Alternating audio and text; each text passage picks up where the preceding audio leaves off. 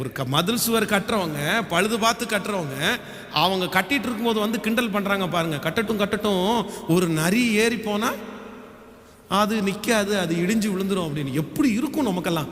அப்படி வந்து யாராவது ஒருத்தர் சொன்னாங்க அப்படின்னா, ஐயோ எவ்வளோ கஷ்டமா இருக்காது. ஆனால் ஆண்டவர் என்ன அப்படின்னா, நரி இல்லடா, எவ்வளோ பெரிய மனுஷன் வந்து ஏறி போனால் கூட அதை இடிக்காத அளவுக்கு கர்த்தர் ஸ்ட்ராங் பண்ணுறாரு.